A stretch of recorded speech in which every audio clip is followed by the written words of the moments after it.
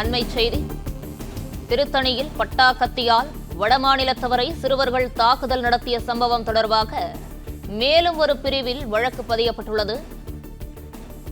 இதுகுறித்தான முழு விவரங்களோடு இணைந்திருக்கிறார் செய்தியாளர் கதிரவன். கதிரவன், வணக்கம். விவரங்கள்.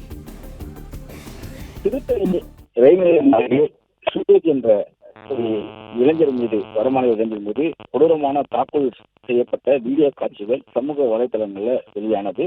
குறிப்பாக ஒடிசா மாநிலத்தை சேர்ந்த இந்த சூரஜ் என்ற இளைஞரை 4 இளம் சிறார்கள் கத்தியால் கொடூர தாக்குதல் நடத்திய சம்பவம் தமிழகம் முழுவதும் பெரும் அதிர்வலை ஏற்படுத்தது. அதற்கு முன்பாக அவர்கள் ஓடும் ரயில்ல பட்டாக்கத்தியை வைத்து அதே சூரஜிடமும் மற்ற பொதுமக்களிடமும் பட்டாக்கத்தியை வைத்து ரிலீஸ் போடக்கூடிய வீடியோக்களை அவர்கள் இன்ஸ்டாகிராம் பக்கத்திலும் பதிவேற்றம் செய்திருந்தார்கள்.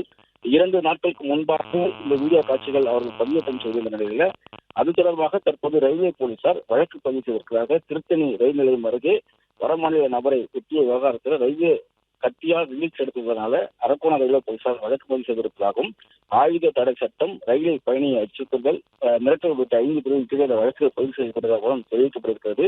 ஏற்கனவே ரயில்வே போலீசார் இந்த தொடர்பாக விசாரணை நடத்தி வந்த நிலையில்தான் திருத்தணி ரயில்வே குடியிருப்பு அருகே வைத்து அந்த சூரஜ் என்ற இளைஞரை தாக்கிய விவகாரத்தில் இவர்கள் கைது செய்யப்பட்டு திருத்தணி போலீசாரால் கைது செய்யப்பட்டு சிறார் நீதிமன்றத்தில் ஆஜர்படுத்தப்பட்டதாகவும் காவல்துறை தரப்பில் தெரிவிக்கப்பட்டிருந்தது. தற்போது ஆயுதங்களை கொண்டு ரயிலில் ரிலீஸ் எடுத்த காரணத்தினால இந்த வழக்குகள் சட்டப்பிரிவில் வழக்கு பதிவு செய்யப்பட்டிருப்பதாகவும், அவர்களை இந்த வழக்கிலும் கைது செய்ய நடவடிக்கைகள் எடுக்கப்படும் என்றும், ஆயுதங்களை ரயிலில் எடுத்து செல்வது கடுமையான குற்ற செயலில் ஈடுபட்டால் அவர்கள் மீதும் கடுமையான நடவடிக்கைகள் எடுக்கப்படும் என்றும் ரயில்வே காவல்துறை சார்பாக எச்சரிக்கை விடுக்கப்பட்டிருக்கிறது.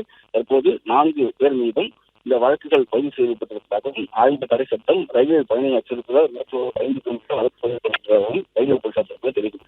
பிளே ஸ்டோர் மற்றும் ஆப் ஸ்டோரில் இருந்து பாலிமர் செயலியை QR கோடு மூலம் பதிவிறக்கம் செய்யுங்கள். செய்திகளை உடனுக்குடன் பெறுங்கள்.